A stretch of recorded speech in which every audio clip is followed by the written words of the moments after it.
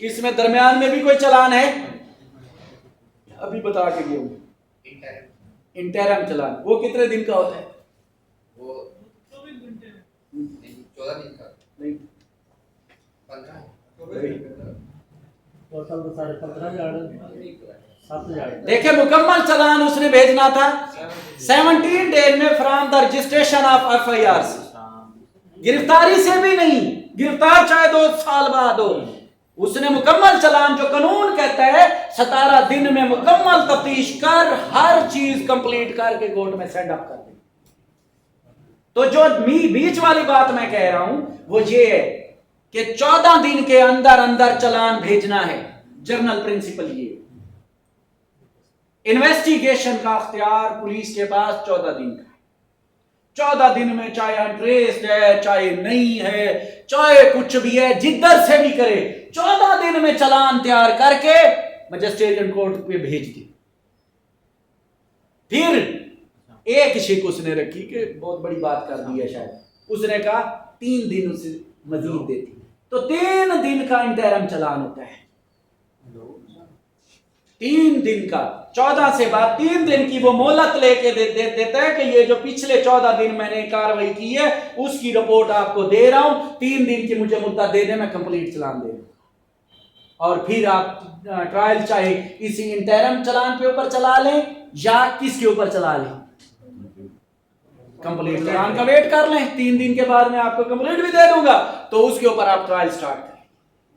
लिहाजा जो चालान है इंटरम चालान 14 दिन का होता है, फिर 3 दिन का इंटरम चालान वाली मोहलत मिला के 17 दिन का कंप्लीट चालान मौजूद है। वहां पे चालान वाली मैंने इसको हटा दी क्योंकि हमारी इन्वेस्टिगेशन कंप्लीट हो गई थी। तो इन्वेस्टिगेशन के बाद सबसे बड़ा मसला जो पेश आता है कि हमें पता नहीं होता ये अखराज रिपोर्ट है, कैंसिलेशन रिपोर्ट है, नेगेटिव रिपोर्ट है, पॉजिटिव रिपोर्ट है, ये हमें पता नहीं होती और हम लोग फंस जाते हैं। और इसी स्टेज के ऊपर मैं आपको बता दूं कि जो मजिस्ट्रेट होता है वो थाने का एडमिनिस्ट्रेटर होता है, और उसमें फिर 2 ऑर्डरों की शक्ल हमारे सामने आती है इस स्टेज पे, ये जुडिशियल ऑर्डर है और एग्जेक्टिव ऑर्डर है। मैं आपको बता दूं कि जितने भी ऑर्डर 17 दिन के अंदर मजिस्ट्रेट पास करेगा वो एग्जेक्टिव ऑर्डर है, और उसके बाद इंक्वायरी और ट्रायल में जो भी ऑर्डर आएगा उसे हम क्या कहेंगे, जुडिशियल ऑर्डर है। इसीलिए कहते हैं कि डिस्चार्ज की रिट सीधी जाती है 199 में, ना अपील ना निगरानी। हम किधर जाते हैं, हाई कोर्ट में, वजह एग्जेक्टिव ऑर्डर है, क्योंकि उसने 14 दिन 15 दिन तक केस की निगरानी की है।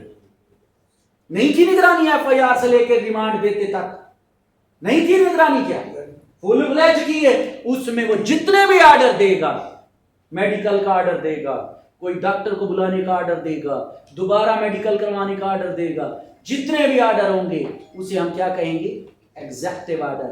और ठीक 17वें दिन बाद वही जज जो ऑर्डर पास करेगा वही क्या बन जाएगा, जुडिशियल ऑर्डर।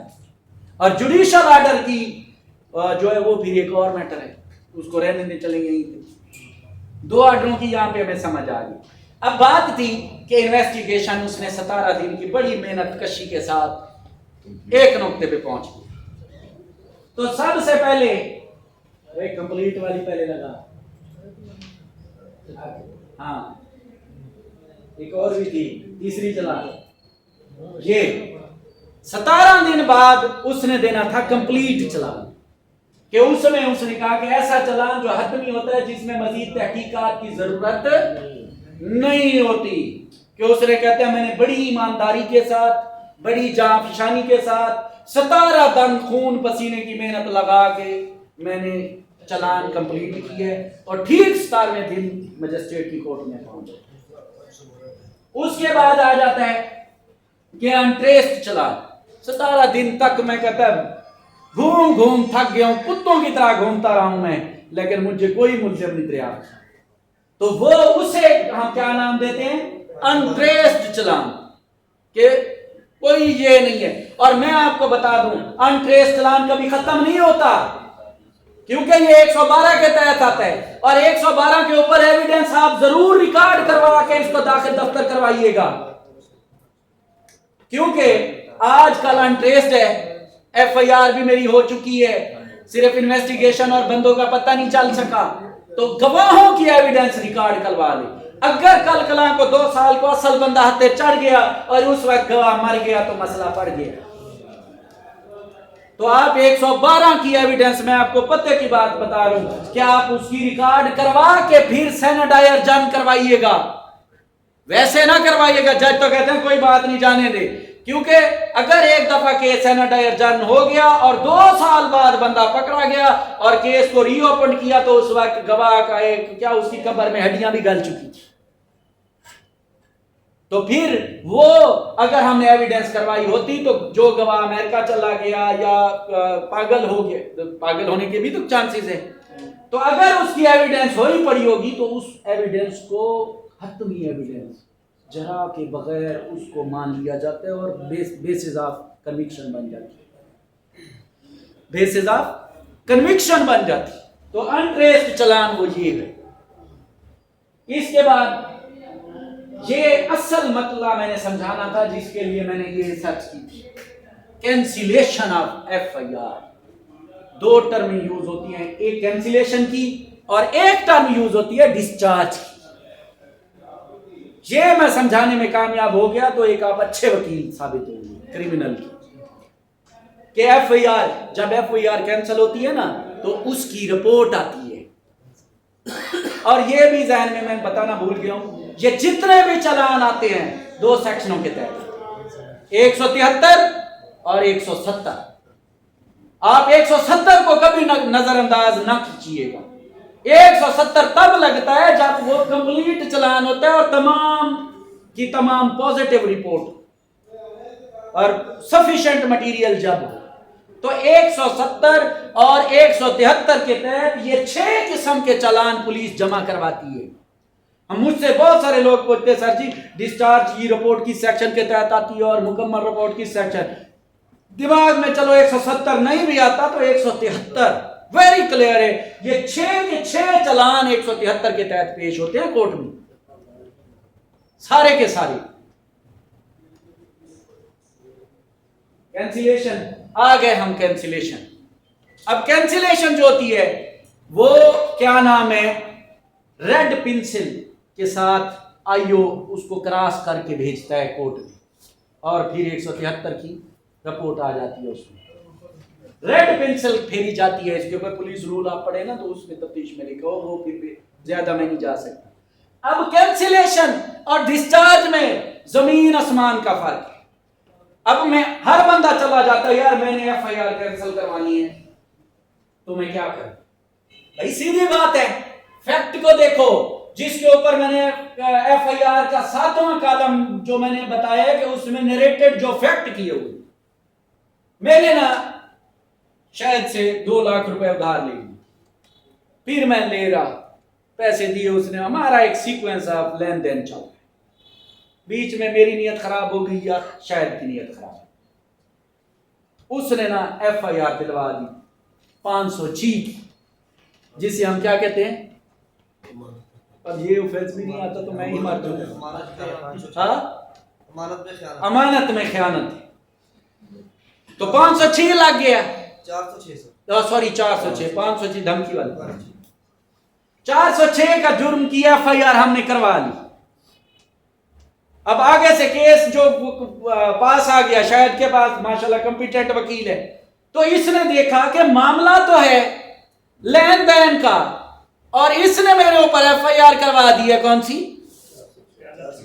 अमानत में खयानत की। तो ये डिस्चार्जी का केस नहीं है, वल्ला आप किसी को पैसे आप डिस्चार्जी के पुलिस के मैटर में ना दें, आप उसको कैंसिलेशन के केस में ले गया। फिर वो रिपोर्ट तैयार करेगा कैंसिलेशन ऑफ FIR की कि इसको खत्म किया गया क्योंकि वकूवा जो है वो झूठा है, वही नहीं है। इस सेंस में मैटर तो था सिविल का, आप दूसरी रेमेडी इस्तेमाल करें। सर ये कैंसिलेशन जो चलान बता रहे हैं इसको एक्सप्लेन करने इसका प्रोसीजर ताकि पता चल जाए कि हाँ, ये पूरा प्रोसीजर स्टेप बाय स्टेप तो लेके आया हूं कि FIR 17 दिन की इन्वेस्टिगेशन ये सारी, उसके बाद उसका पता चला क्योंकि इन्वेस्टिगेशन में कलेक्शन ऑफ एविडेंस होती है, कलेक्शन ऑफ एविडेंस से उसको पता चल गया कि वकूआ हुआ ही नहीं है। तो एफआईआर वो फिर चालान बनाएगा, वही चालान वो फिर एसडीपीओ को देगा, वही चालान वो फिर प्रोसिक्यूटर के पास जमा कराएगा, वो मजिस्ट्रेट के पास लगाएगा, फिर एग्री और डिसएग्री की बात होगी। ये तमाम वो आता हूं एग्री और डिसएग्री के ऊपर। तो कैंसिलेशन की एक पॉइंट मैं आपको समझाने की कोशिश कर रहा हूं कि कैंसिलेशन का दिमाग तब आप में आए कि जब एफआईआर झूठी हो। झूठी का मतलब ये ना, तो एफआईआर तो सारी झूठी होती हैं। झूठी की मैंने मिसाल भी आपको दे दी कि इस किस्म का सीन क्रिएट हो कि मामला लेन देन का था, एफआईआर उसने 406 की दे दी। तो ये वाला केस मतलब उनके आपस में मामला जरूर थे। और चला हाँ एक हाँ ये पॉजिटिव और नेगेटिव ज्यादातर जजेस इस्तेमाल करते हैं और हमें इसका पता नहीं चलता यार ये पॉजिटिव चालान क्या होता है और नेगेटिव चालान, और बंदा बड़े ही परेशान रहता है इस। तो पॉजिटिव में कहता है कि पॉजिटिव चालान में ऐसा चालान जिसमें मुल्जिम को गुनाहगार करार देकर सजा की इस्तदा की जाती है। अब देखिए जो रिसर्चर है वो भी गुनाहगार लिख के आ जाती है, तो गुनाहगार की अथॉरिटी तो सिर्फ अल्लाह ने कयामत वाले दिन लगानी है कि यह बंदा गुनाहगार है या नहीं है। तो हमने क्योंकि थानेदार को खुदा बनाया हुआ है उसके पास अपनी इस्तदाएं लेके जाती है। तो इसका मतलब गुनाहगार नहीं है, इसका मतलब यह है कि अक्यूज के खिलाफ sufficient material of evidence is available on the face of record, कि अक्यूज के खिलाफ काफी मटेरियल है और जिससे अक्यूज को सजा याबी भी हो सकती है। इसे हम कहेंगे पॉजिटिव चालान। ऐसे चालान का नाम हम क्या देते हैं? पॉजिटिव चालान का नाम देते हैं। और इसी की मद में उसने कहा नेगेटिव चालान कि उसको डिस्चार्ज रिपोर्ट कहती है। नेगेटिव चालान का दूसरा नाम क्या रखा हुआ है? डिस्चार्ज की रिपोर्ट। डिस्चार्ज की रिपोर्ट उधर उसने क्या पली ली, इसी को उल्ट कर दे कि sufficient material available on the record for the trial of the accused, के अक्यूज के लिए ट्रायल के लिए काफी मटेरियल मौजूद है। अगर ये ओपिनियन हम उल्ट कर लेते हैं कि sufficient material is not available against the accused person, कि इसके खिलाफ कोई मटेरियल नहीं है, लिहाजा मैं बंदा मेरे से फारिग, मुझे इसकी गिरफ्तारी की जरूरत भी नहीं, तो तब वो चालान बनाता है खाना नंबर 2 का कि ये बंदे के खिलाफ सफिशिएंट मटेरियल और विटनेस ऑफ एविडेंस मौजूद नहीं है। तो तब आप आएंगे डिस्चार्जिंग में। और डिस्चार्जिंग का दूसरा नाम क्या है? नेगेटिव। और कैंसिलेशन और डिस्चार्ज में ये फर्क है। ये मैं समझाने के लिए ये सारी मेहनत मैंने की थी कि हमारे तमाम जो नए न्यू कमर्स हैं उसको कैंसिलेशन ऑफ एफआईआर और डिस्चार्ज की रिपोर्ट का फर्क का पता नहीं। तो वो फिर क्या नाम है इसी के साथ। और इसी के बाद एक और जो होती है अखराज रिपोर्ट जिसे कहते हैं, वो इन रिपोर्टों से हट के वो आती है 157 के तहत। इधर उसने कहा पली क्या ली कि सफिशिएंट मटेरियल नहीं अवेलेबल, तो इसको मैं डिस्चार्ज करता हूं, केस सेनेट अर्जन हो गया कि कभी कला को अगर सफिशिएंट मटेरियल आ गया तो फिर इसको तलब कर लेंगे। तो ये हमने सिचुएशनें 6 सिचुएशनें पढ़ी, एक सिचुएशन बची पड़ी थी जिसे हम कहते हैं अखराज रिपोर्ट। अखराज रिपोर्ट ये होती है कि पुलिस फुल इन्वेस्टिगेशन करती है, फुल इन्वेस्टिगेशन करने के बाद वो कहती है कि इसमें वक़्वा हुआ ही नहीं है, सिरे से मेरे खाते में एविडेंस तो दूर की बात, एक सिक्का एविडेंस भी नहीं पाई जाती कि इस किस्म का वक़्वा, तो वो सीधा फिर पर्चा ही खारिज कर देते हैं। कैंसिलेशन, अखराज और क्या नाम है तीसरी हमारी कौन सी पोजीशन थी? डिस्चार्ज। ये फर्क। तो उसने कहा मैं आज सिर्फ, और जब एक दफा पर्चा खारिज हो जाए तो उसकी इन्वेस्टिगेशन फिर दोबारा नहीं हो सकती। ये 6-7 किस्म की रिपोर्टें पुलिस तैयार करता है 173 केस है। 173 के तहत ये तमाम रिपोर्टें तैयार करके अक्यूज को अपने हथे लेके, एविडेंस को अपने, गवाह को भी अपने साथ लेके, और पुलिस डायरी को भी अपने साथ लेके, ये तमाम चीजें जाके मजिस्ट्रेट के मुंह पे मार दी। मजिस्ट्रेट के पास आप 173 को अगर अच्छे तरीके से पढ़े तो पुलिस कहती है कि मैंने इतनी इन्वेस्टिगेशन की, ये इसके गवाह, ये इसकी रिकवरी, और ये मेरी पुलिस डायरी आती है। मैंने इसके बारे में नहीं बताया, एक पॉइंट है छोटा सा, वो आपको बता दूं। पुलिस डायरी 172 के तहत पुलिस अफसर लिखता है, उसमें सारियां कहानियां होती हैं। सिर्फ एक चीज आपको पते की दे दूं जिससे आप इस्तेफादा ले सकते, और वो चीज है 3 लफ्ज आप अच्छे तरीके से याद कर लें कि जब भी वो इन्वेस्टिगेशन करेगा तो सबसे पहले टाइम लिखेगा। तो टाइम टू टाइम, कि इतने टाइम से मैंने इन्वेस्टिगेशन शुरू की और इतने टाइम पे मैंने क्लोज कर ली।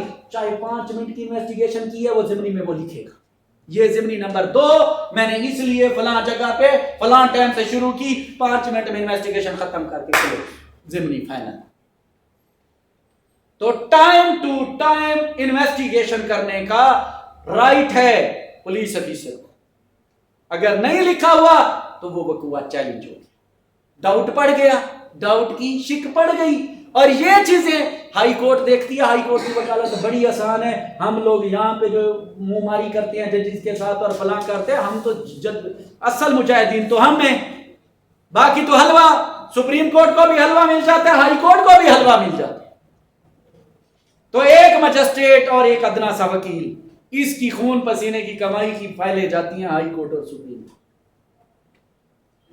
तो कहां पे था इन्वेस्टिगेशन टाइम टू टाइम। हाँ, टाइम टू टाइम। और दूसरी बात जो है, इन्वेस्टिगेशन वो करेगा डे टू डे, कि उसकी इन्वेस्टिगेशन एक दिन से शुरू हुई और उस दिन तक गई, कि मैं मुतवातिर 2 दिन इन्वेस्टिगेशन में रह गया।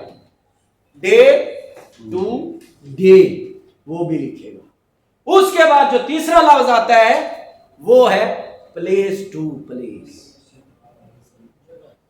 जगह से जगह। थाने से गाड़ी निकली, टाइम दाखिल, वहां से हम सफर में चलते गए, फलां टाइम पे हम वकूए पे पहुंचे, वहां पे हमने इन्वेस्टिगेशन शुरू की, वहां पे हमने तमाम गवाहों के रिकॉर्ड किए, बयानात रिकॉर्ड किए, मुस्तगीस का रिकॉर्ड किया, वकूए को अतर किया। अगर वहां पे कोई मसला पड़ा, बॉडी थी तो बॉडी मरी हुई हमें मिली है, तो वहां पे मैंने वो इंक्वेस्ट रिपोर्ट भी बनाई। अब इधर से एक नया लफ्ज आ गया हमारे, इंक्वेस्ट रिपोर्ट किसे कहते हैं? इंक्वेस्ट रिपोर्ट ये होती है कि, तो इंक्वेस्ट रिपोर्ट मेरा नहीं ख्याल कि किसी को है, इसने चैलेंज कर दिया। तो हमारे साथ बैठे हैं उधर से, वो बैठे हैं माशाल्लाह, फरहान आमिर साहब बैठे हैं। इंक्वेस्ट रिपोर्ट का लफ्ज आपने सुना होगा। और मौके के ऊपर जब पुलिस ये diary to diary, time to time, day to day और प्लेस टू प्लेस लिखते हैं, और उसमें रिकवरी भी होती है। और एक रिकवरी के लिए लफ्ज था, इधर चला गया, चले, तो time to time, place to place, और ये था उसके ऊपर जब हमें एक उस मौके पे जाते हैं ना, तो इन्वेस्टिगेशन आपने जब जरा करनी है ना, तो पुलिस ऑफिसर के ऊपर ये सवाल जरूर करने हैं कि आपने ये सारा काम ऑफिस में किया, मौके पे आप गए नहीं, निकेट कर देना है आपने, जरा आपकी कामयाब हो जाएगी, बाकी वैसे का नहीं। उसके बाद इंक्वेस्ट रिपोर्ट और रिकवरी नोट, ये आपको जब ट्रायल शुरू होता है ना, जब सप्लाई ऑफ डॉक्यूमेंट होती है, ये 2 चीजें भी आपको फॉरवर्ड की जाती है मुलजिम को। अब 2 चीजें हैं, इंक्वेस्ट रिपोर्ट और रिकवरी नोट। रिकवरी नोट होता है कि उस पहले दिन पे जितनी भी पुलिस ऑफिसर उस मौके पे कार्रवाई करता है, तो वो रिकवरी नोट लिखता है अपनी ज़िमनी में, तो वो भी उसमें आ जाता है। और इंक्वेस्ट रिपोर्ट उससे कहते हैं कि अगर कोई बॉडी मरी हुई मिली है, तो उसके ऊपर जितनी इंजरीज, जितना जख्म लगे हुए हैं, किस चीज़ से मरा है, वो तमाम चीज़ें वहाँ पे वकूए के ऊपर कर सील आउट करके एक रिपोर्ट तैयार करता है, जिसे इंक्वेस्ट रिपोर्ट। ये हमेशा डेथ के केस में, और दूसरे केसेस में रिकवरी नोट होता है जो फर्स्ट डे ऑफ इन्वेस्टिगेशन के ऊपर वो तैयार करते हैं। तो ये 5-6 किस्म के चालान बनाता है 170 और 173 के साथ, और तमाम पुलिस डायरी जितनी है वो जाके मजिस्ट्रेट के आगे रख देते हैं कि मेरी इन्वेस्टिगेशन कंप्लीट, हर शय कंप्लीट है, जनाब की बारी है इंक्वायरी करने। हम दूसरी स्टेज में शामिल हो गए, इंक्वायरी वाली। अब मजिस्ट्रेट ने इंक्वायरी करनी है कि आया इसने जो पर्चा खारिज किया वो ठीक किया है, इसने जो एफआईआर कैंसिलेशन की है वो ठीक की है, इसने जो चालान किया है, ये कलेक्शन ऑफ एविडेंस की है, सफिशिएंट मटेरियल इसके खिलाफ कलेक्ट किया है वो ठीक की है। तो उस स्टेज पे आके वो एग्री एंड डिसएग्री की बात करते हैं कि मैं पुलिस की 17 दिन की कार्रवाई से एग्री हूं। तो अगर वो चालान होगा कंप्लीट और एविडेंस वाला होगा तो फिर आगे चला जाएगा। अगर वो क्या नाम है डिस्चार्ज का होगा या होगा क्या नाम है इस नेगेटिव चालान होगा तो वो उसको एग्री करके उसको खुडे लाइन लगा दी और केस को पूरी दुनिया की ताकत री इन्वेस्टिगेशन दोबारा ट्रायल नहीं होगा और उसके ऊपर डबल जीओपडी का ठप्पा लग जाता है। इसलिए इसको जुडिशियल ऑर्डर नहीं कहा जाता, इसको कहा जाता है एग्जेक्टिव ऑर्डर। और हम डिस्चार्ज की report, cancellation report, negative report के खिलाफ आपने चैलेंज करना है तो सीधा हाई कोर्ट जाएंगे। हाई कोर्ट में कहेंगे कि ये पुलिस ने और इस मजिस्ट्रेट ने मेरे खिलाफ ज्यादती की है, सफिशिएंट मटेरियल था, इसने मटेरियल को नज़रअंदाज करके और पर्चा खराज कर दिया। तो आप पहुंचेंगे एग्री और डिस। और मज़े की बात है जब एग्री और एग्री और जब डिसएग्री की बात आए तो उस वक्त मजिस्ट्रेट जो है नोटिस करता है अक्यूज को। सिर्फ नोटिस अक्यूज को क्यों करता है? क्योंकि 173 में लिखा हुआ है कि मेरे अगर गिरफ्तारी वाला अक्यूज होगा तो वो भी साथ लाया हूं, डायरी भी साथ लाया हूं, विटनेस भी साथ लाया हूं। और तफ्तीशी अफीसर खुद बकलम खुद भी पेश हुआ और उसने जमा करा दी रिपोर्ट। और उसी दिन ही जिस दिन ये 5 किस्म के चालान जमा होते हैं मजिस्ट्रेट का काम है वो उनको अगली पेशी दे कि केस फलां पे के पास जाएगा या मेरे पास आइएगा। मैं ये इंक्वायरी का सिचुएशन दायरा यहां तक इंक्वायरी ये है इंक्वायरी कि वो अगर खारिजशुदा एफआईआर को बहाल कर दे तो कर दे, अगर एक मकूल सफिशिएंट एविडेंस वाला केस है तो उसने कहा ये गलत एविडेंस है, मैं नहीं मानता, इससे सेटिस्फाइड नहीं हूं, तो खारिज अक्यूज को फारिग कर देगा। तो ये 5 किस्म की रिपोर्टें वो इस तरीके से सेंड करके अपनी जान छुड़वा लेता है। और फिर तमाम मामला आ गया जज, और यहां से मजिस्ट्रेट, यहां पे जज नहीं यूज करना आपने लफ्ज, एग्जेक्टिव ऑर्डर में आपने मजिस्टेरियन कोर्ट का लफ्ज यूज करेंगे। और एक और मजे की बात बता दूं कि जब मजिस्टेरियन कोर्ट का लफ्ज यूज होगा तो इस तरह समझ लें कि ये मजिस्ट्रेट ट्रायल करवा रहा है, ये रिमांड वाला और इंक्वायरी वाली स्टेज है ही नहीं, क्योंकि जो एग्जेक्टिव पावरें हैं वो मजिस्ट्रेट के पास है, कोर्ट के पास नहीं है। तो वो फिर ये पावरें इस्तेमाल करता है 190 से लेकर 195 तक, कंडीशनल जुरिसडिक्शन 200 तक जाती है। तो उसमें वो देखता है कि केस मेरा है, अपने पास रख लेगा, मेरा नहीं है, थर्ड क्लास के सॉरी सेक्शन 30 के का है उसको दे देगा। सेक्शन 30 खुद भी रिमांड लेता है 302 के उसके, और अगर उसका वो कहता है मेरा केस नहीं है सेशन कोर्ट। और कितनी बड़ी पावर है, कितनी बड़ी पावर है मजिस्ट्रेट की जो सेशन जज के पास नहीं। अगर सेशन जज को मजिस्ट्रेट केस ना भेजे तो सेशन जज जो है ट्रायल कर ही नहीं सकता, वो कहता मैं भेजता ही नहीं हूं, जा तू। तो जब तक मजिस्ट्रेट के सेशन कोर्ट को नहीं भेजेगा उस वक्त तक ट्रायल स्टार्ट 100%। वो अगर तमाम 302 के केस को फारिग कर ले, सेशन जज उससे पूछ ही नहीं सकता मामा क्यों किए, तो वो मजिस्ट्रेरियन कोर्ट है, वो उसमें अपनी पावर रख के उसको वो फाइनलाइज की। तो इंक्वायरी स्टेज भी हमारी हो गई कंप्लीट। अब शुरू हो गया चालान, ट्रायल। अब शुरू हो गया हमारा ट्रायल। और तीसरा ट्रायल जो है, अब थक तो नहीं किया, मैं कहता हूँ फाइनल कर दो, खत्म कर दो। हाँ सर ऐसा जोश जो और आपके अंदर मस्त कर दिया आपने माहौल पढ़ दूं या बस कर दूं? समझ गया मैं थक गया यार। जैसे वैसे मैं आपको जितना जोश आपके अंदर है इसमें नो डाउट कि बता दीजिए। शार्ट इस तरह के एक डेफिनेशन बता देता हूँ। ट्रायल की डेफिनेशन कहीं नहीं दी गई। मैंने पूरी सीआरपीसी पूरी क्रिमिनल छान मारा, कहीं डेफिनेशन लगा दे पुत्र, कहीं नहीं। ट्रायल की डेफिनेशन मैंने बड़ी रिसर्च की। मुझे पूरे पुलिस रूल में भी, पुलिस ऑर्डर में भी, सीआरपीसी में भी कहीं मुझे डेफिनेशन नहीं मिली जो एग्जैक्ट हो।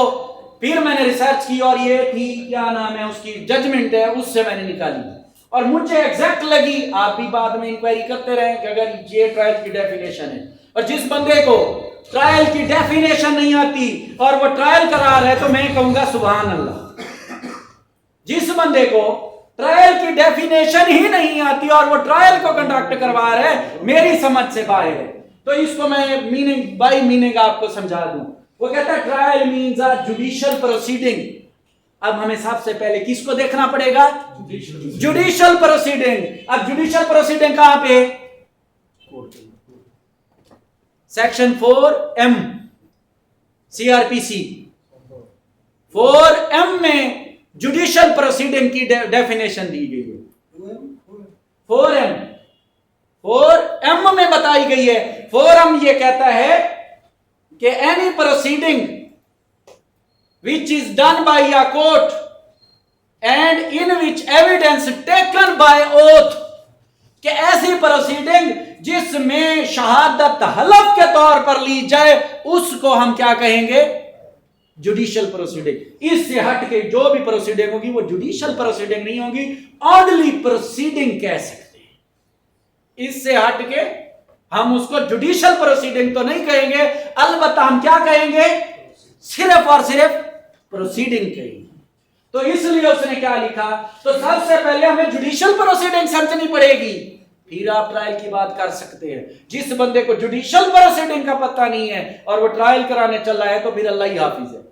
तो प्रोसीडिंग विच कमेंसेस, जिसका आगाज होता है when the case is called by a जज और मजिस्ट्रेट। जज यूज हो गया सेशन कोर्ट के लिए, और जो मजिस्ट्रेट है ये मजिस्ट्रेरियन कोर्ट फर्स्ट सेकंड थर्ड का तो निजाम ही खत्म कर दिया, रगड़ा डाल दिया है, थर्ड का भी रगड़ा डाल दिया है। अब हमारे पास मजिस्ट्रेट जो बच्चे हैं वो फर्स्ट क्लास है या सेक्शन 30 है, इससे हट के कोई है ही नहीं। तो जब केस लग गया किसके पास? जज और magistrate. The accused is in dock, और अक्यूज किधर है? कटेरे में ठहरा हुआ है। And the representatives for the prosecution, और जो नुमाइंदे हैं प्रोसिक्यूशन के, मुस्तगीस के, वकील भी, खुद भी, और एंड फॉर द डिफेंस, और डिफेंस के भी रिप्रेजेंटेटिव जो हैं वो भी क्या हैं? If the accused be defended, क्योंकि अगर चार्ज फ्रेम होता है उससे पूछा जाता है डू यू प्लीड गिल्टी और नॉट। तो अगर वो कहता है यस तो बेड़ा गर्क, खत्म हो गया ना। तो अगर कहता है नो तो इसका मतलब क्या हुआ? ही प्लीड गिल्टी, वो कहता है कि मैं डिफेंस पेश करूं। तो इसलिए उसने क्या लिखा? And for the defence if the accused B defended, और अगर अक्यूज उसको डिफेंड कर रहा है, मुस्तगीस के भी नुमाइंदे मौजूद हैं, अक्यूज के भी नुमाइंदे मौजूद हैं, दोनों पर्सनैलिटियां कोर्ट में मौजूद हैं और जज भी सामने बैठा हुआ, सीन क्रिएट किया है उसने इस डेफिनेशन में। तो कहता है are present in court for the hearing of the case, के केस की समाअत के लिए तमाम चीजें के लवाजमात पूरे हैं। एंड इट्स एंड्स, देखिए स्टार्ट कहां से हुए और एंड्स भी उसने बता दिया। And it's ends in conviction और इक्विटल, और उसका इख्तिताम हुआ सजा। तो अगर ट्रायल की डेफिनेशन पसंद ना आए तो मुझे गोली मार दीजिएगा। तो मतलब इसमें उसने तमाम चीजें एक्यूरेट और तरतीब और प्लेस बता दी, जिसमें कोई गुंजाइश मेरे लिहाज में नहीं बचती। तो ये थी ट्रायल की डेफिनेशन। तो मेरा गला भी जवाब है। खत्म ना करना है, 1 मिनट। अच्छा, जिन दोस्तों की अटेंडेंस नहीं हुई ना, वो अपने अटेंडेंस मुकम्मल